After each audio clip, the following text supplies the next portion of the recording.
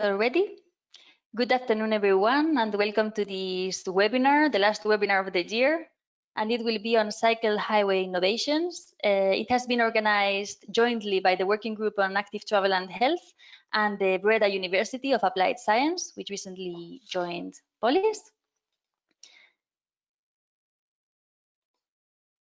And the webinar features the CHIPS project, which is a recently finished Interreg project focusing on cycle highway innovations.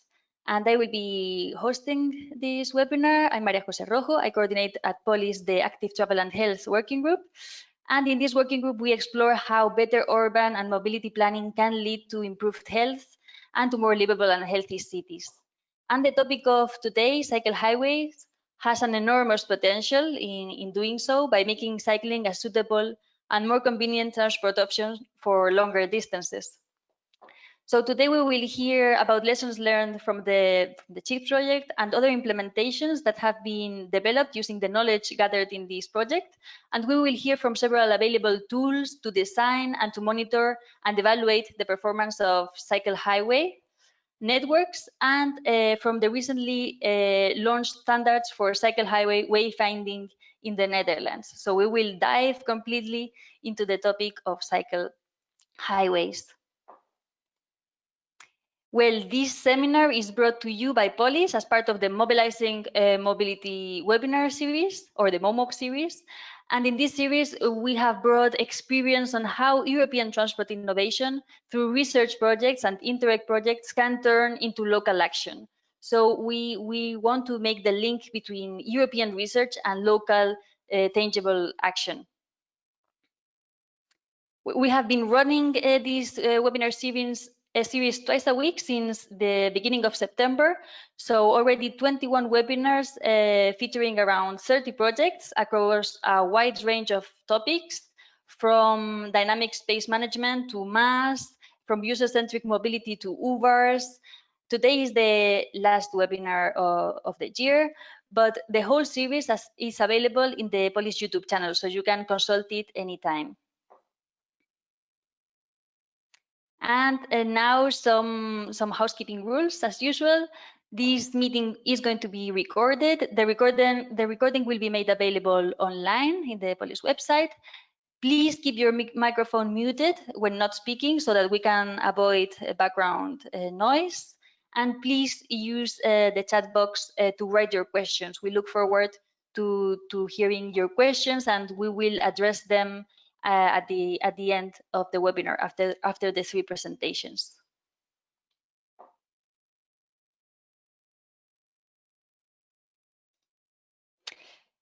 So today we will dive into this topic of cycle highways hand in hand with leading experts on the field. Our speakers today are Joris van Dam, Mobility Policy Planner and Project Leader for Cycle Highways in the province Vlaams-Brabant, Lisette Hucke, Project Coordinator and Researcher at Breda University of Applied Science, and Jos de Cruz, a research and business innovator for built environment, also at the Breda University of Applied Science. So now, with no further delay, I will finish my introduction and I will give the floor to Joris. So go ahead, Joris. Okay, if you can make me presenter. Okay, yes. Perfect. Voila. Can everyone see my screen? Maya? Yes. Yes, okay, I can perfect. see it. Yeah. So, hello everyone. I want to start with this picture that was taken in Leuven during a cycle highway academy. So we see here an international delegation, and maybe some of them are here listening to me. This here you see also Lisette, for instance, who will speak also today. Let me briefly present myself. Next slides. I work for the province it's a region around Brussels. So you can see our province as a big donut around Brussels. And this is our cycle highway network where we work on. I'm also active in the Interreg project CHIPS, and I will try to present some results of this project. CHIPS is an abbreviation of Cycle Highway Innovations for Smarter People Transport and Spatial Planning. And the result of the CHIPS project can be found on www.cyclehighways.eu. It was an Interreg B project, Northwest Europe. So we collaborated with Northwest Europe region, the Netherlands, in Germany, and in the UK. And we had also an interesting associated partner from the region of Copenhagen, and also associated partners from local governments like Leuven, and where we collaborate with. So we have 5 regions: de provincie Gelderland, Vlaams-Brabant, regionaal verband Ruhr, regionaal verband Frankfurt Rhein-Main. We had one academic partner, Joost and Lisette are from BUAS. They will also present. We had a UK partner, Sustrans, bike industry cluster, Flanders Bike Valley. We worked together with ECF. We had some cycle highway academies during Velocities, for instance. They helped us with that. We have interesting associated partners from, for instance, Copenhagen, the Secretariat of Cycle Highways, and then, of course, an interesting cycle highway academy network. So let me begin just with a brief, important question. Why cycle highways? Why does it make sense to invest in it? And to be very short, you could say because there are a lot of people like Rudy. Let me explain this. I met Rudy when we opened a nice piece of cycle highway infrastructure near the Ring of Brussels. And because of this new infrastructure, Rudy decided to buy a speed pedelec. And so now he cycles to his work in the center of Brussels, and he does it in 25 minutes. While when he uses his car during rush hour, it takes 50 minutes to be in his office. So here we see that cycle highways are really interesting transport option. I think that the combination of e-bikes and cycle highways is a magic formula for a greener and much more connected Europe. I made a matrix. So if we look at this matrix and we take a time budget of 30 minutes, with an e-bike speed pedelec, you can easily do 15 to 20 kilometers. So if you know that 78% of all trips in Flanders is less than 15 kilometers, you see that there is a huge market for longer distance connections. So there are a lot of Rudis in the house. And that's the reason that we invest in this cycle highway network, and this is the location of where Rudy cycles. But there are even more good reasons to invest in it. Cycle highways are extremely space friendly if you compare them to the extra large infrastructure you need for cars, of course. They are really social and affordable. A bicycle is very cheap in comparison to a car.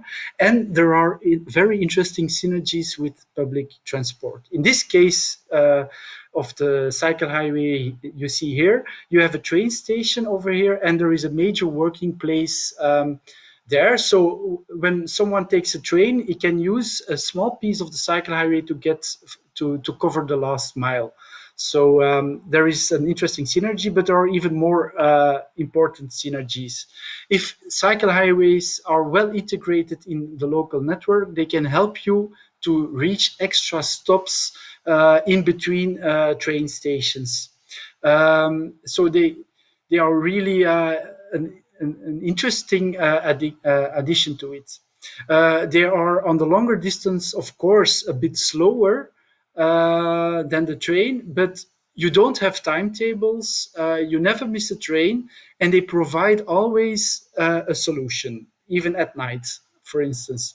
And if the weather is nice, it's a very pleasant solution. And cycling is, of course, also very cheap and a very healthy transport option. Let me elaborate this point.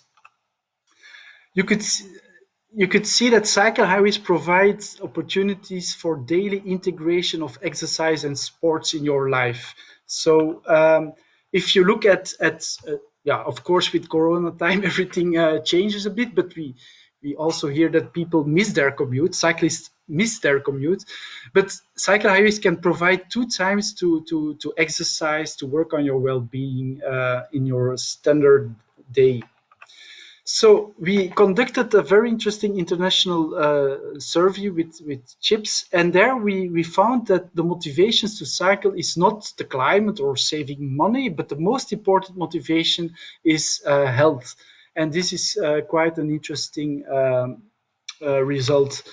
If we combine this with another interesting figures, we know from the European Week of Sports that most people exercise on the way between home and school, in parks and outdoors. So investing in cycle highways is also investing in the most important sports infrastructure. So let me now try to dive in some chips results. I will not be able to cover everything, it's impossible, but I will try to highlight some stuff. An important result that we didn't program or expected when we designed the chips project was that we made an interesting definition. We realized that we didn't have had a common definition of a cycle highway. So we see a cycle highway as a mobility product like metros or trains or motorways. It's a mobility product on the market, and it's also a functional connection. It's designed for commuters, so it's not a recreational mobility product. Of course, it needs a high quality, and very important too is it's the backbone of the local cycle network.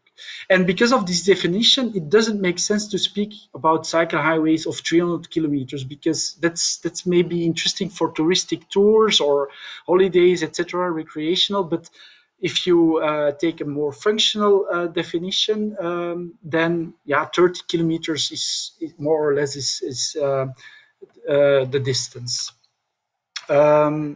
So an important result of the CHIPS project is that we developed a shared cycle highway language. We have also we designed an interesting approach. So we speak about it as a life cycle of the cycle highway with 4 important stages. You have the planning stage, the design and build stage, the selling stage where you promote your mobility product, and of course the evaluation monitoring. And so Joost will tell interesting things about this stage. So just a brief example. I think Joost will explore it a bit more. And we created an interesting planning tool, a European map of potential cycle highways. Yeah, we use the whole methodology, and you can find the details on the website. But it's interesting as a starting point, and as a planner, I can say I use it often. So it's also good to envision the broader network, to see the bigger picture, to detect a potential line, etc. It's a good starting point to start. And so you can find the website you can find the map on the website and then dive into your region. We also have in the manual some design principles, and I want to elaborate now a bit around the toolbox around branding and wayfinding. So actually, most cycle highways, first generation cycle highways, are a mixture of cycling infrastructure. They are not self-explaining like motorways. So you need a kind of readability glue to glue the pieces together to make it work as a mobility product. And we have a toolbox around this topic. And so I will dive in a bit into the theory. We make a distinction between 2 aspects of readability. You have the infrastructural aspect of readability. You can think about asphalt or the color of asphalt or that kind of things. And you can also think about landscaping elements, like, for instance, a cycle path along a river or along a row of trees, along a rail road, etc. And then you have the awareness aspects of readability. I will try to give an example. Here you see Bert, but how can Bert know that he's using or he's entering a certain mobility product? In this way, we can do that. So by adding a kind of a brand to the cycle highway. And this is actually a picture of a cycle highway, a CHIPS pilot between Leuven and Brussels, where we first time experimented with these wayfinding strategies. And so this communicates to Bert, hi, you're entering a cycle highway, and now Bert can wonder what is this F3. He can look up, search on a website. He can talk about it. He can hashtag it, and so you create a mobility product. So if I go back to the theory and I combine the two aspects of readability, then you get four combinations. And so first generation cycle highways can be situated over here, but the best position is of course where you have good infrastructural readability in combination with wayfinding. And so what we've done in the CHIPS pilot between Leuven and Brussels is how can we turn this first generation cycle highway into a mobility product? So we moved to this stage. Of course, and that we had interesting discussions with the Dutch partners. Does it make sense? Shouldn't you wait till you have good infrastructure and then when you have good infrastructure, you can promote it? Of course, you need a minimum of qualitative infrastructure, but we believe that it already makes sense to turn a first generation cycle highway into a mobility product, because not only because in the short term you need solutions, you want to promote cycling, but also by making a mobility product, you can get more users and more reasons to improve it and to get to this best position in the matrix. So this is a picture of in Leuven, in the surroundings of Leuven, of our CHIPS pilot, and it gives an idea of the readability measures we took there. This is Joost. You will see him after Lisette presenting the CHIPS pilot in the Netherlands, and Lisette will explore this a bit more.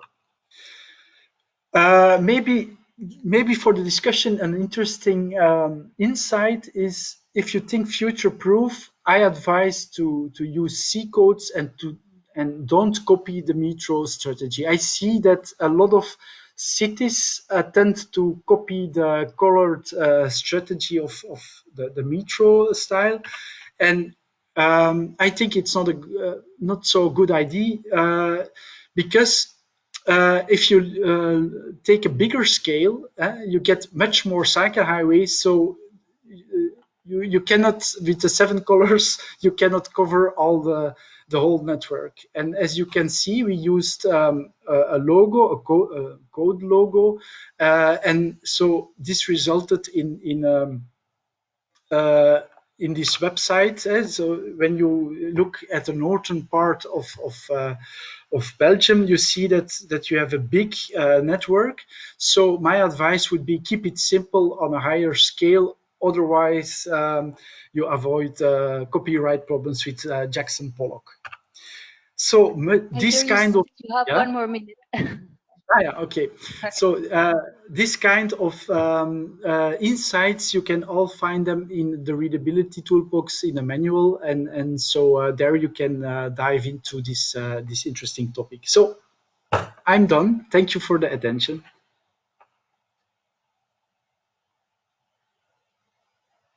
Over to you, Maria. Thank you very much, Jarvis. Thank you very much for introducing us the CHIPS project and the results, and for this overview. Thank you. And now we will give the floor to Lisette, who will dive into the topic of wayfinding and their experience in the Netherlands. So the floor is yours, Lisette. Thank you, Maria.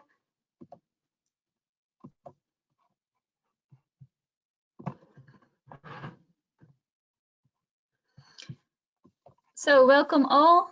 Thank you for joining this presentation. My name is Lisette Hoeke, and I work at the Breda University of Applied Science. I will help you the coming 12 minutes to tell you a bit more about the Dutch wayfinding standards for cycle highways.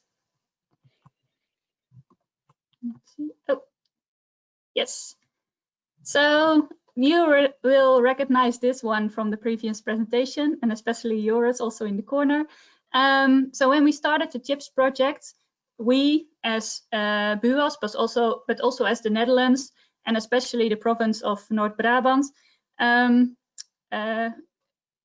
get in touch with this readability science and wayfinding concept of the Belgian partners. And Joris was really good in sharing his Belgian concept. And we found out that in the Netherlands we could use some perspective to improve our wayfinding for cycle highways, because on that point only the current wayfinding for cyclists were all the same and not different for cycle highways or normal routes. So it started all in the CHIPS project, and it was at that time a really good moment, because in the Netherlands there was a lot of attention for cycle highways and development of new cycle highways, and especially in the province of North Brabant, which you see here in the square. And I would like to share with you a short movie that explains a bit the context of why wayfinding adjustments for cycle highways might be important to guide these people safely on the route. So I will quickly share the other video. The video is in Dutch, but it is subtitled, so you might learn a few Dutch words while reading the English subtitles. Oh, wait a minute. No sound. Otherwise it doesn't work for you. Yes, there we go. Het aantal elektrische fietsen groeit snel. Deze fietsers hebben een hogere snelheid. Maar de huidige bewegwijzering is daar niet op ingericht. Zo heeft de snelle fietser moeite met de kleine letters en de hoogte van het bord. Verder staat het bord te dicht op de kruising. En na een kruising mist vaak de bevestiging dat hij goed fietst. Onderzoek naar nieuwe fietsbewegwijzering is dus nodig. We plaatsen het bord eerder voor de kruising. En bij de vormgeving houden we rekening met de hoeveelheid tekst, de leesbaarheid en de logica ervan. Verder letten we op de positie van de bewegwijzering na de kruising. Ook onderzoeken we of nieuwe markeringen en beleidingen zorgen voor meer fietscomfort. Zo kijken we, naast de gebruikelijke middenas, naar andere lijntypen in combinatie met andere kleuren. Zo maken we Brabant nog beter bereikbaar.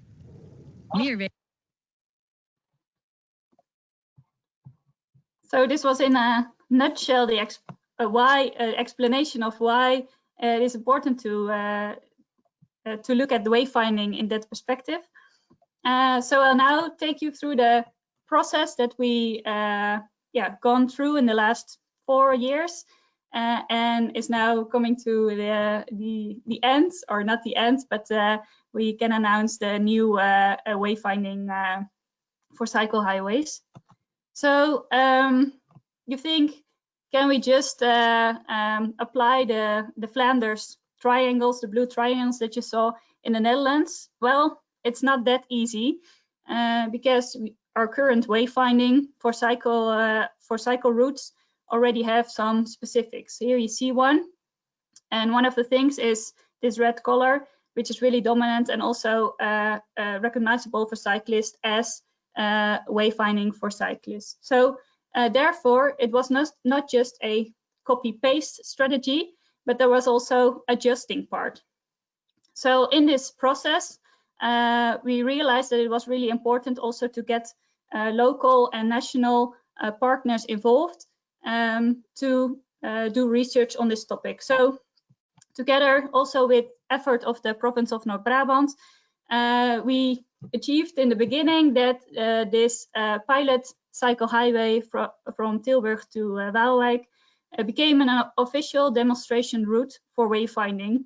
So we had a sort of free area to do research and to try all kind of wayfinding elements without any restrictions. So in the beginning, 2 designs were made.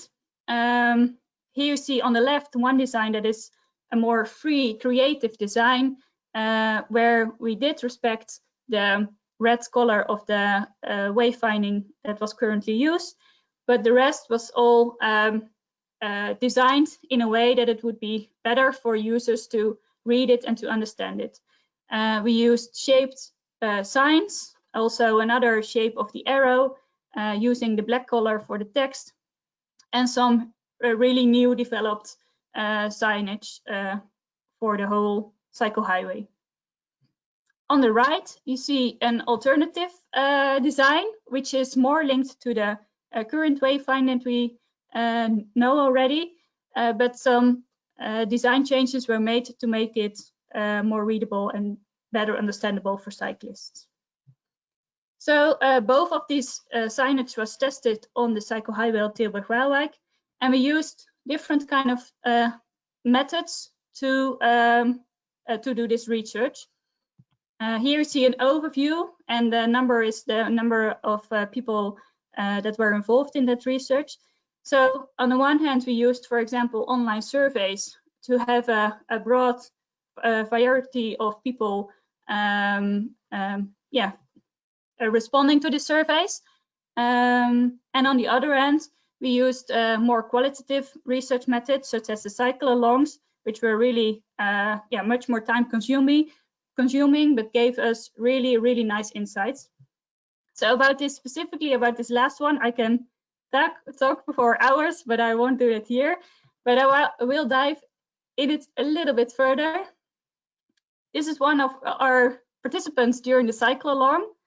And actually, you directly see here why it is important, necessary, or it needs attention to look at wayfinding for cycle routes. So we observed participants while they were cycling on the cycle highway, experiencing this new wayfinding, and see what they will do. And afterwards, we interview them. So here you see a summary of this research. And besides, it gave really nice insights. It also was really fun to do. So all these participants helped us with our getting our information for this wayfinding. So what did we find out? Overall, people said that their overall cycle experience on the same route was increased by this new wayfinding elements. Before they gave it, with the current wayfinding, they gave it a 7 out of 10, afterwards an 8 out of 10. And they also rated the wayfinding itself, and they all agreed that the new designs, both you saw on the right and on the left, both designs were positively experienced by the people. On the online survey, we saw similar results, and we also found out other things. For example, that unexpected changes and differences in, for example, priority or design of a cycle highway could lead to stressful situation for people, and that might be affect the safetiness of a route. So therefore, it's really important to focus on the consistency of measures you take.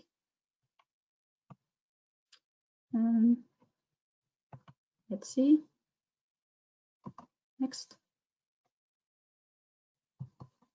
Oh, sorry. Yeah, okay. So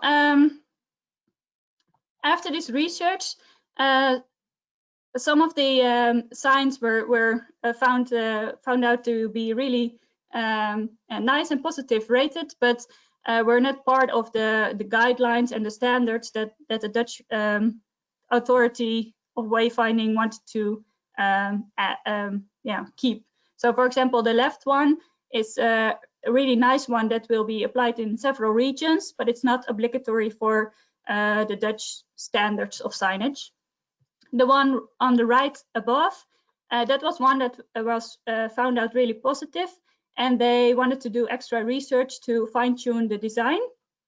And the one below on the right, we thought in the beginning it was really a good designed sign, but later on in the process, when they also thought about maintenance and costs, this was one of the signs that was not, that we did not continue with and is not part of the final guidelines. So what I said, new research or follow-up research need to be done to fine-tune this and to get to really detailed designs issues.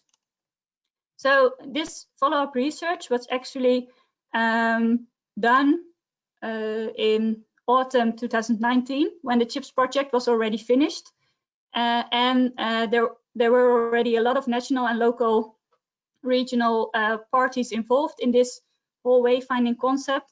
So they could fund it with national and regional money, and they follow up with this.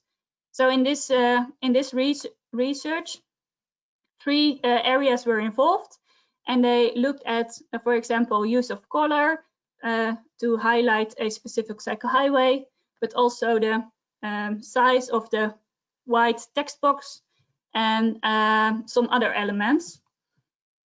So what was the final result? So here you see 3 pictures of the final wayfinding that will now be officially wayfinding for cycle highways.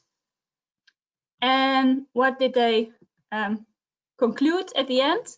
So in the current situation for cycle signs, as you also could see in the movie, we only have this wayfinding element at the crossing itself. So during this research and also the concept from the Belgium guides and doing research in our own situation, we found out that this advanced notice sign,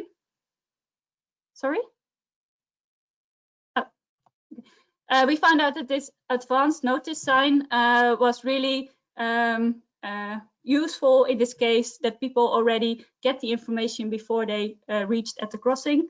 So that's one part of the final guidelines that will be standards.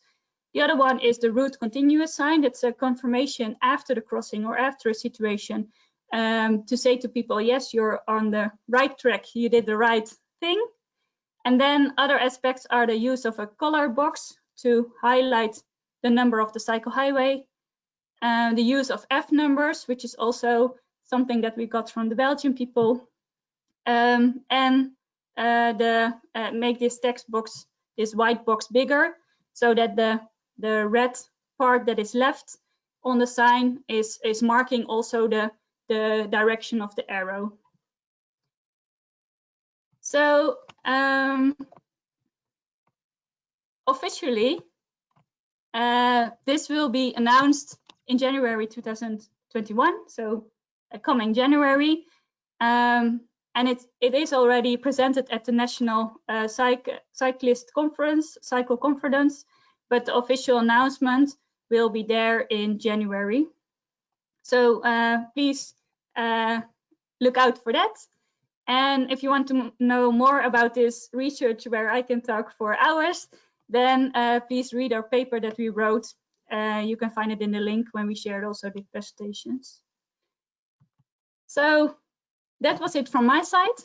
I hope I inspired you with this story. And if you have questions, please put them in the text box, and hope we have time at the end to dive into that. Thank you very much, Lisette. Very interesting presentation indeed. And also, well, the research is very interesting, and also to see how the process since from the beginning, from the Belgian ideas, how this evolved and has become now the new standard. So really very interesting, and indeed, I think very inspiring. Now let's go to the next presentation. You are already sharing your screen, perfect. So just the proof, the floor is yours. Yes, thank you very much. Welcome everybody. My name is Joost de Kruijf. It's difficult to pronounce abroad. For the last presentation of this afternoon, I'm going to tell you something about the cycle highway network performance monitoring. But because it's almost Christmas, I made a really easy to digest presentation for this afternoon. For the people less known in the Netherlands, on this picture you see the theme park Efteling. It's one of the biggest attraction thematic parks in the Netherlands, and it's just a first glance of the cycle highway between the city of Tilburg and the city of Waalwijk. What we're going to do, and I hope I can shift to the next slide, because we are talking about cycle highway monitoring, we should realize that we are talking about something different than highways. At primary school, we learned that every road leads to Rome. And I think the main message for this presentation is to get from an easy start to a deep dive, as we are front runners in the field of data-driven insights in network performance of cyclists. If we start off with the route from the place where we live to Rome, there is a highway between those two, and if we then try to translate the idea of building cycle highways, I think it's good to understand that it's quite useless to develop a cycle highway between those two. And Joris already mentioned it. Oh, one step back. Joris already mentioned it. We developed a cycle highway potential map for the whole of Europe. And one of the things we normally try to explain in our work, we make a division between the cyclists themselves, because they can vary. And the woman on the left is the Little Red Riding Hood. And it's not that I want to tell you a fairy tale, but there is a difference in cycling experience between all kinds of people on the bike. We have to take that into account. There are several types of bicycles. There are multi forms of cycle path, and of course we have to take into account the virtual and the normal spatial environment. And although the new types of electric supported bicycles make us cycle very fast and comfortable, it's no use building a cycle highway between the place we live in to Rome. So what we did to get understanding about cycle highway networks and cycle highway network performances, and I already showed it, we try to combine it with real data. So what we did is, and that's the storyline for this afternoon, try to combine the data of cyclists with the cycle network performance. What you now see on the screen is the density of people in Europe. And we borrowed this data set from an open data set in Europe. And what we try to do is develop understanding about the potential of cycle highways in the whole of Europe. And what we did, because there are two things really necessary for building cycle highways, that you have to have density, so you have to have people and origin and places of destinations where to go to. That's one. And you need a proper network. And if the densities are not there, or there is no network, it's no use of cycling. So what we did, based on only the amount of inhabitants all over Europe, is try to compile a map of cycle highway potential. And this map, and you can look at it afterwards on the website, shows where all the potential cycling infrastructure is useful in Europe.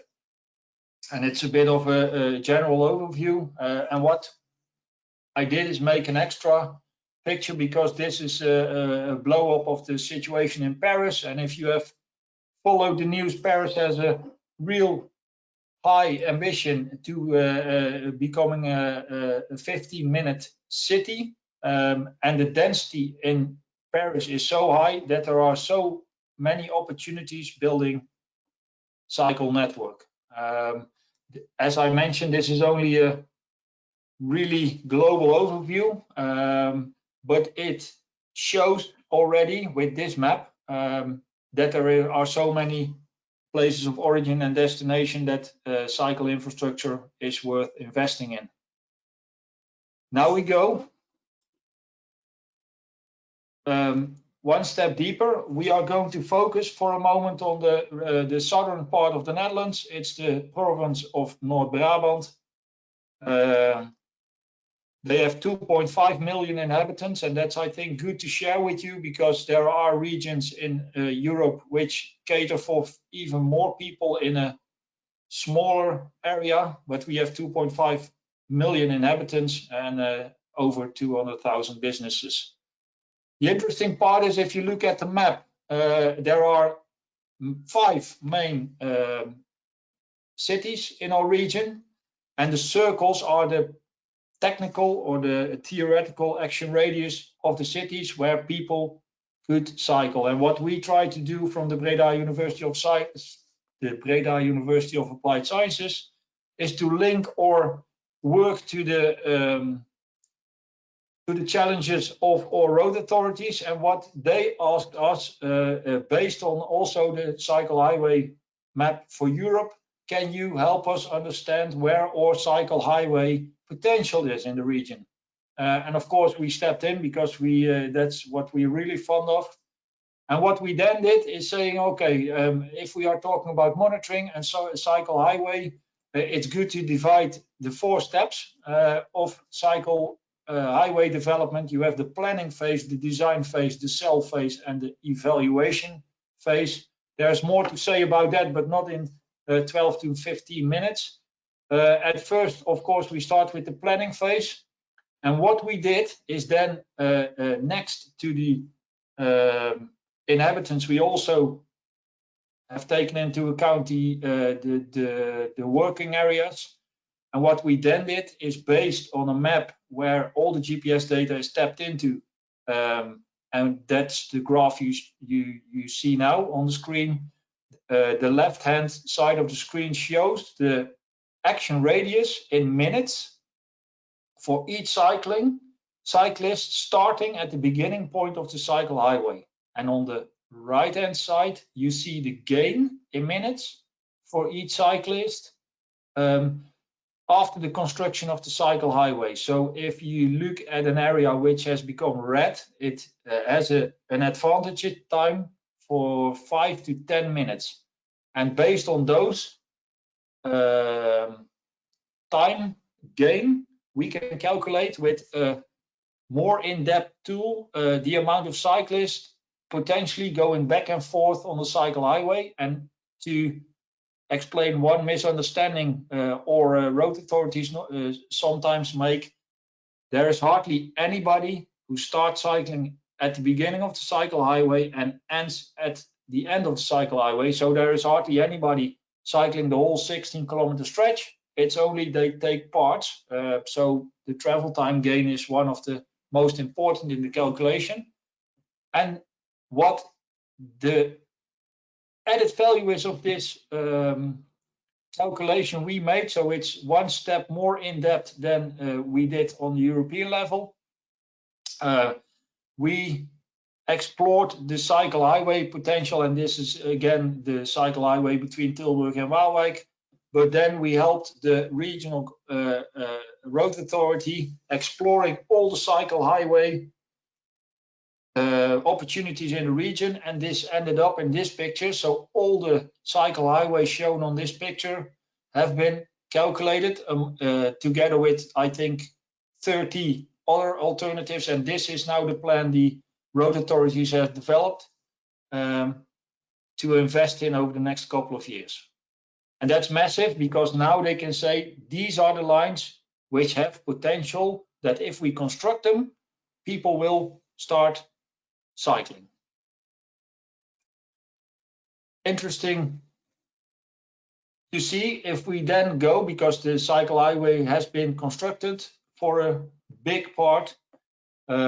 This is the evaluation part, and based on GPS data from cyclists cycling through the region, we then built a map and analytics of the flow of all cyclists on the whole route. And it's maybe a bit of a strange picture to show, but what you see on the left bottom hand side of the presentation is the speeds of the average speeds, the fastest cyclist and the slowest cycling from the start of the cycle highway to the finish. And if the yellow, the green, or the red line drops, it says that there is some delay on the network. And the interesting part is that for the whole route, now we can say, based on the actual behavior of cyclists in the region, this is their performance. And that's massive because it has not been shown to date. And of course, to make it practical, and that's the last part of the presentation, because the road authorities were overwhelmed, even in the Netherlands, with the insight we gave on the cycle highway network performance. And they said, okay, what we are now going to do is look at the route and see where the delays are in the route. And if there is a delay, we are going to evaluate if we can take action to decrease the delays and with that increase the comfort. This is a picture of, and I'm not going to introduce everybody on the line, but it's those are all the important road authorities. So there's the regional road authority and the 3 local road authorities being involved with the cycle highway. And what they did is build quite a cheap tunnel on one of the biggest points in the regions where the most delays are being observed. And I thought it shows, the picture shows that the road authorities are really involved and they try to take up concerns from the society. And on the right top level, that's the situation as it is now after implementation. And I thought it would be nice to show also the sign which is on the in the vicinity of the tunnel. So on such highway stretch, a lot of things come together.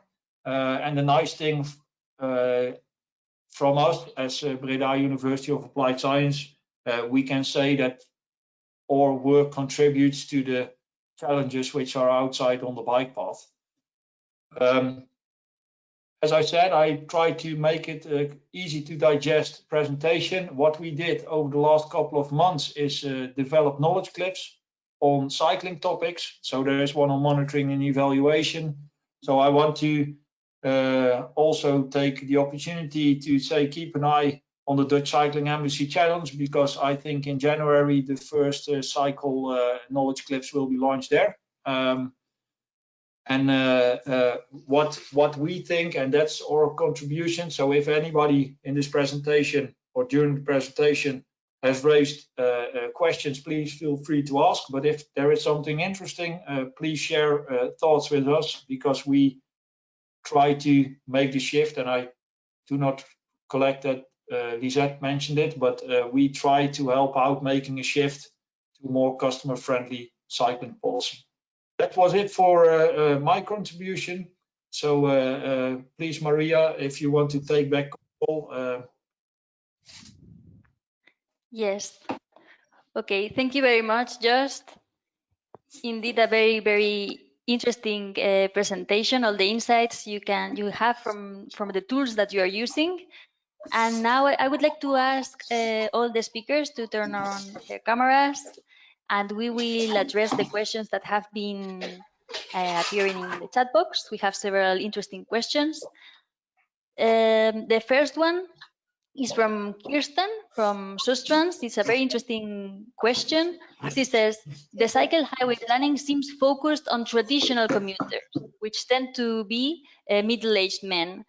How are other demographics accounted for? For example, people taking children to school, going to shopping areas, etc.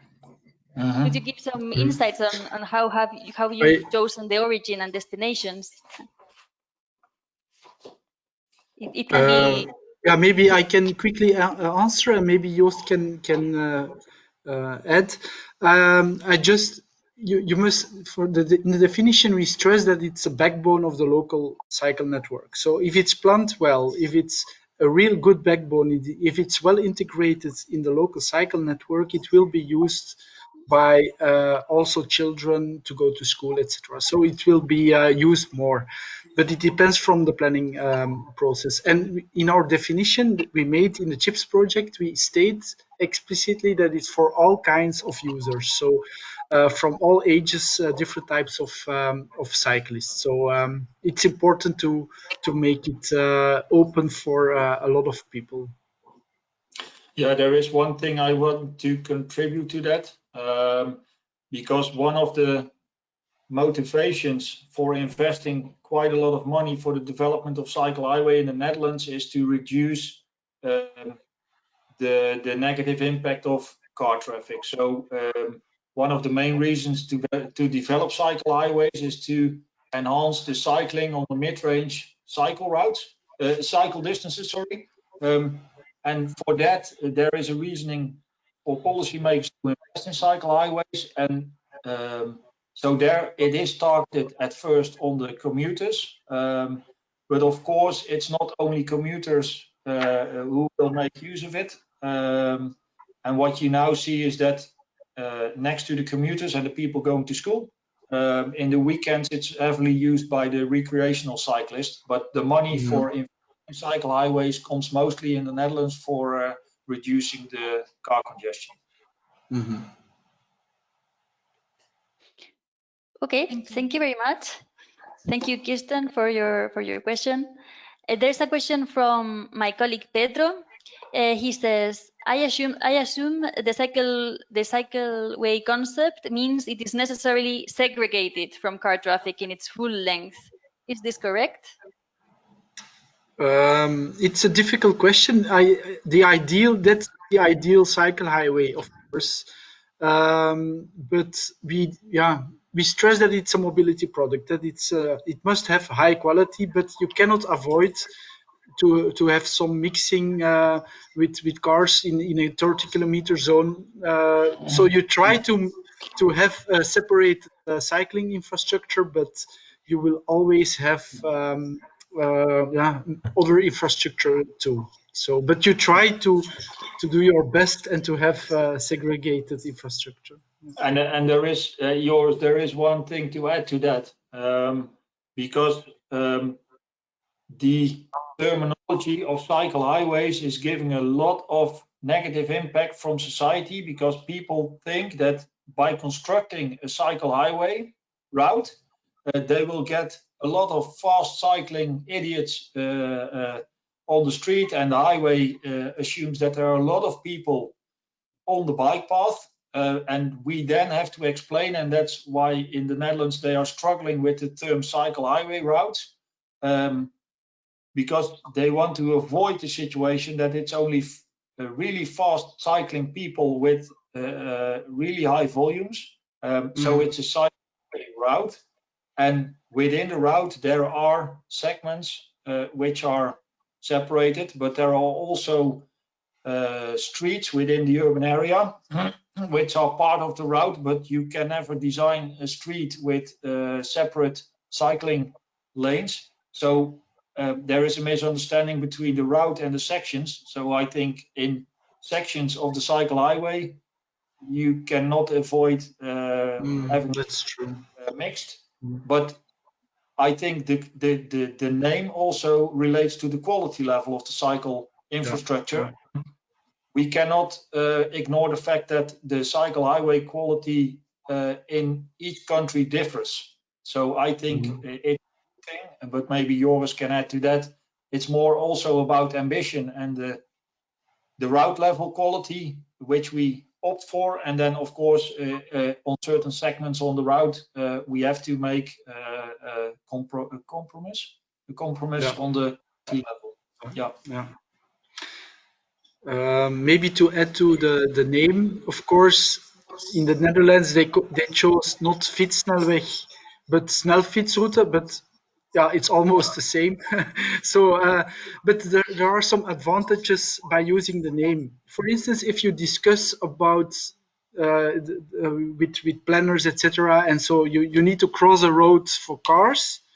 If you say it's a cycle highway, it's quite evident that people think about, okay, we have to give priority to the cyclists, and we need a tunnel. Or if you call it another name, more smooth, maybe a greenway or a relax way, etc., then it will be much more difficult to say, okay, we need a tunnel, etc. So, yeah, sometimes you need that kind of names also to get the quality you want.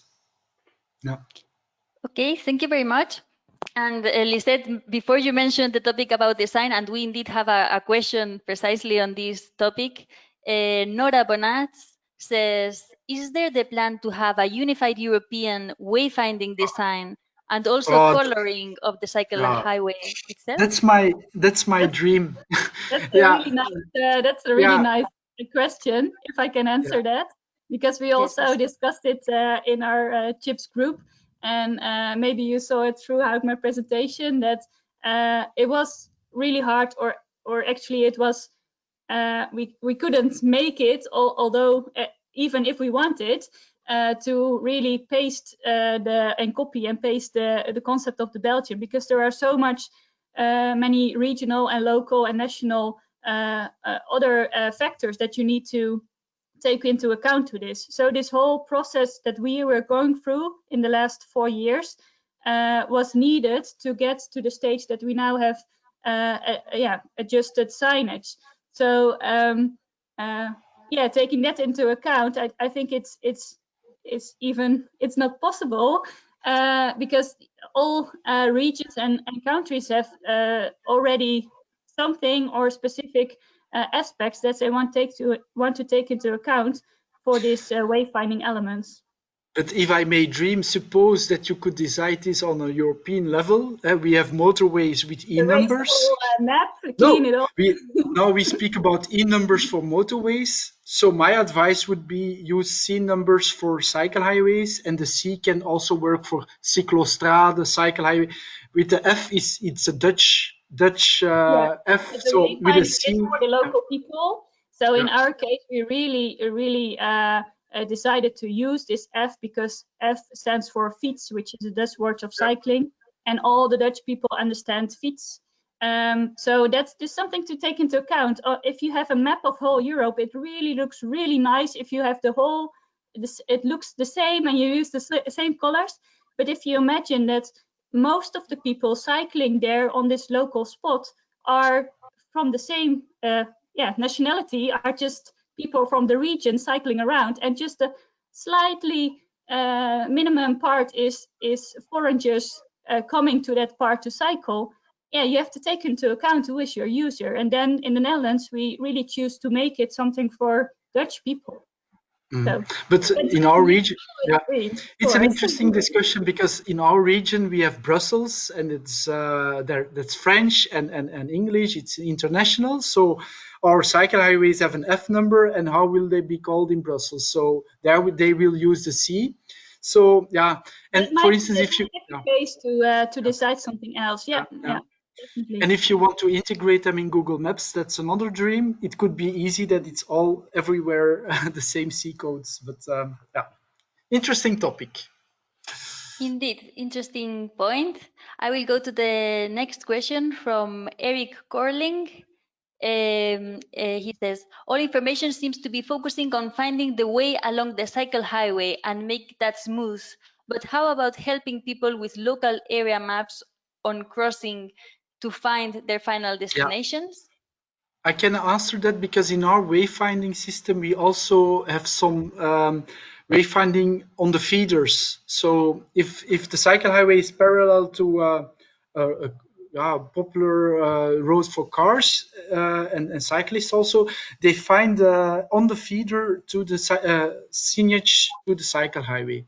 But of course, you also need some digital wayfinding strategies also to get on the cycle highway. Therefore, I think digital wayfinding, that's a topic. Yeah, I think that will be a next important topic to work around. Okay, and one last question. Well, Did you want to say something else, Lisette? If I would like to add on Yes. it, one of my last slides that I showed you, like these are the example of the new signage.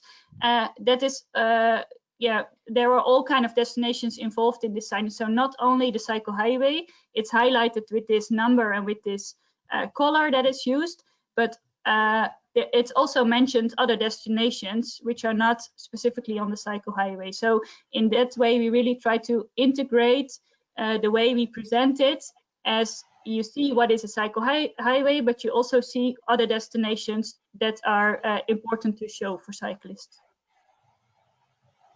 Okay, thank you very much, Lisette. So the last question, we managed to address them. Oh, there are some coming, but we won't be able to address more. So are there problems from Nora Bonat? Are there problems with motorized scooters driving on cycle highways? What are your experience in this regard? Who wants to say something? Just? Yeah, thank you. Yeah, I think it's becoming really interesting what's happening on the bike path, because we have the mopeds, but we also have people walking on a cycle path. And with the electrification of all vehicles, I think it will be increasing. As far as I have the overview, I think there are a lot of challenges at the moment also with cargo bikes, and there is a fashion that you have some crates in the front on your front wheel. So there are all kinds of typical bikes arising from the industry, and it's still a challenge how to cope with those. So I think yes, we recognize it, and no, we do not have a perfect answer how to cope with it. Thank you very much. Okay, so we are already over the time, so I would like to close the webinar here. Thanks a lot to all the speakers. I think it was really very interesting content, and also very in line with the whole series, which was to see how European innovation can have an impact in the local level. So thank you very much to all of you. Thanks also to the attendees, to the participants today for engaging in the chat and for your time. So as mentioned before, this is the last webinar of the year, but we will keep you posted next year for POLIS activities.